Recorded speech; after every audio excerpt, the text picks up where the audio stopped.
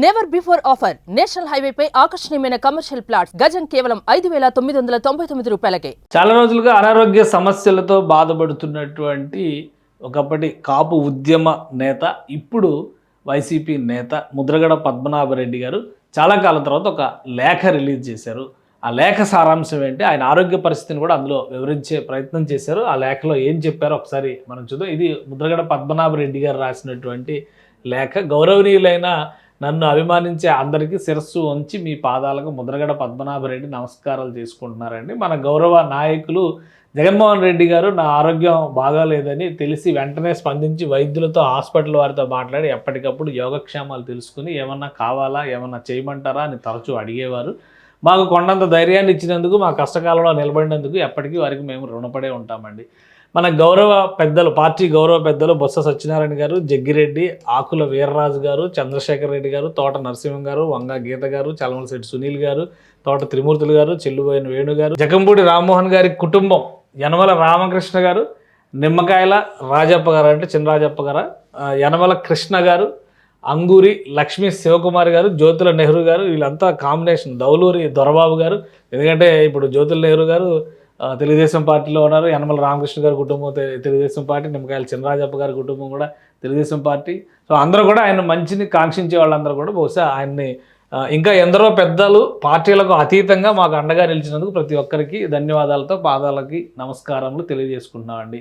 మన గౌరవ నాయకులు జగన్మోహన్ రెడ్డి గారు హైదరాబాద్ హాస్పిటల్కి వెళ్ళడానికి ప్రత్యేక విమానం ఏర్పాటు చేసినట్లు నాకు కబురు వచ్చిందండి. నేను ప్రత్యేక విమానంలో ప్రయాణం చేసే స్థాయికి ఎదగలేదండి, దయచేసి ఆ ప్రయత్నం వద్దని చెప్పుకున్నానండి. నెల రోజులుగా నా ఆరోగ్య పరిస్థితి సరిగా లేకపోవడం చేత మీరు నా ఆరోగ్యం గురించి దేవుడి ఫోటోలకు, గుడిలలో, ఇతర ప్రాంతాల్లో పూజలు చేయించిన సంగతి ఇప్పుడిప్పుడే తెలియడంతో మీకు ఈ ఉత్తరం రాయడం జరిగిందండి.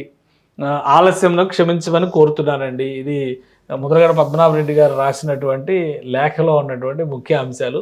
సో ఆయన జగన్మోహన్ రెడ్డి గారికి ఉద్దేశించి రాశారా, లేదంటే అందరికీ రాశారా అనేది అందరికీ శిరస్సు వంచి నమస్కరించి రాస్తున్నానని చెప్తూనే జగన్మోహన్ రెడ్డి గారు ఆ పార్టీ ఆదుకున్నటువంటి విధానం పైన ఆయన సంతృప్తి వ్యక్తం చేస్తూ చేసినటువంటి వ్యాఖ్యానాలు ఇక ప్రత్యేక విమానంలో ప్రయాణం చేసేంత స్థాయికి ఎదగలేదని చెప్పని దాన్ని సున్నితంగా తిరస్కరించినట్టుగా చెప్తున్నారు. ఇక మీరు నా ఆరోగ్యం బాగుపడాలని చేసిన పూజల గురించి విన్న తర్వాత వర్ణించడానికి నాకు మాటలు రావడం లేదండి. ఎన్ని జన్మలు ఎత్తినా రుణం పెరిగిపోతుందండి.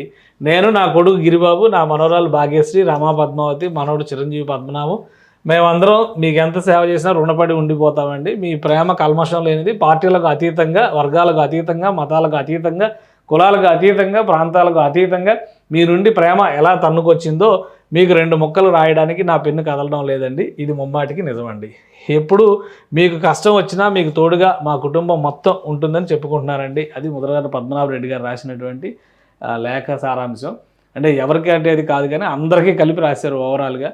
కానీ ఇందులో ఒకరిని మర్చిపోయినట్టుగా ఉన్నారు. ఎందుకంటే ఆయన కుమార్తె ఆసుపత్రికి వెళ్ళి, ఇంటికి వెళ్ళి కనీసం చూడడానికి, ఆయన సరైన ట్రీట్మెంట్ జరగడం లేదంటూ ఆవేదన వ్యక్తం చేస్తూ మీడియా ముఖంగా కూడా ఆవేదన వ్యక్తం చేశారు. కుమారుడు సహకరించడం లేదు ఆమెను చూస్తానికి, అంటే ఆయనను చూస్తానికి ఆమెను వెళ్ళనివ్వడం లేదు, అనుమతించడం లేదనేటువంటి విమర్శలు కూడా చేశారు. కానీ వేటి గురించి ప్రస్తావించలేదు. కానీ ఒకటి ఇందులో గుడ్ న్యూస్ ఏంటంటే ఆయన బాగానే ఉన్నారనేటువంటి విషయం క్లారిటీ ఇచ్చారు. సో అందరి పూజలు, అందరి ఆశీర్వచనాల ఫలితంగా, అందరి ఆకాంక్షల ఫలితంగా ముద్రగడ పద్మనాభరెడ్డి గారు తేరుకున్నారు. బహుశా పూర్తిగా కోలుకుని ఆయన బయటకు వస్తే కనుక మరోసారి రాజకీయ రంగంలో అడుగు పెట్టడానికి సిద్ధంగా ఉన్నారేమో అనిపించే విధంగా అయితే ఈ లేఖ రాశారు. సుమన్ టీవీలో మీ పర్సనల్ అండ్ బిజినెస్ ప్రమోషన్స్ కోసం కింది నెంబర్కి కాంటాక్ట్ చేయండి.